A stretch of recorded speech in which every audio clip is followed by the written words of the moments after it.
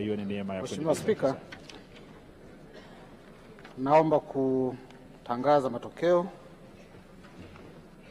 na kabla hapo naomba kutoa taarifa kuwa matokeo haya yamethibitishwa na Mheshimiwa Jacqueline Msongozi kutoka kambi ya walio wengi na Mheshimiwa Agnesta Kaiser kutoka kambi ya walio wachache.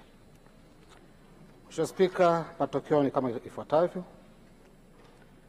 idadi ya kura za hapana 0,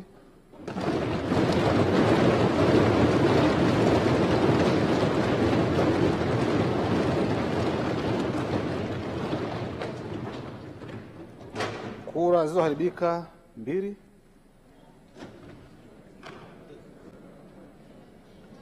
kura za ndio 369,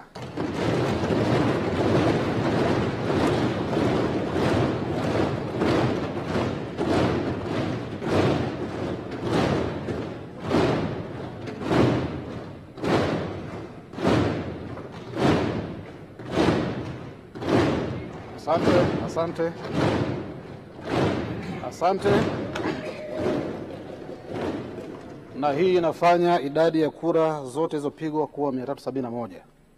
Hivyo Mheshimiwa Daktari Mwigulu Lameck Nchemba amethibitishwa na Bunge kuwa waziri mkuu kwa jumla ya kura 369.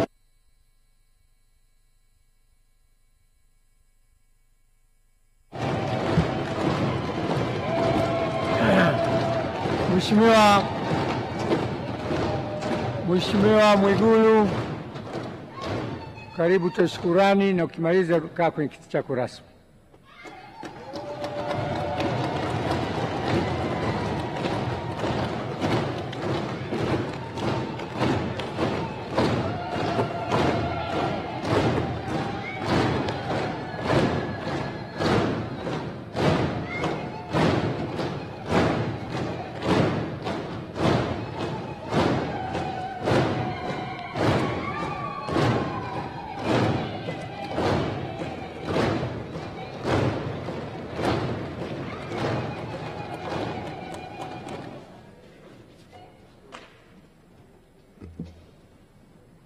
Mheshimiwa Spika, awali ya yote nianze kwa kumshukuru Mungu kwa ruzuku ya uhai na kutukutanisha katika bunge la 13. Namshukuru Mungu vile vile kwa hatua hii ambayo tumetoka kuishuhudia. La pili,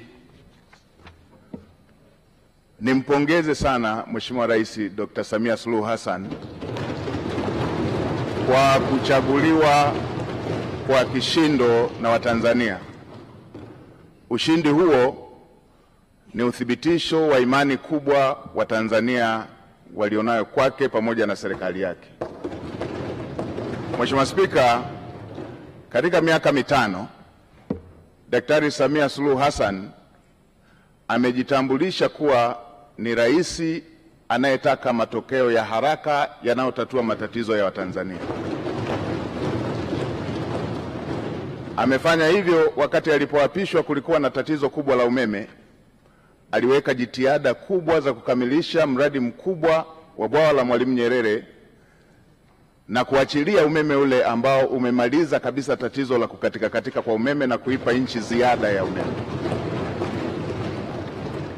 Alipoingia madarakani kulikuwa na tatizo la vifo vya kina mama wajawazito pamoja na watoto kutokana na upungufu wa hospitali na vituo vya afya.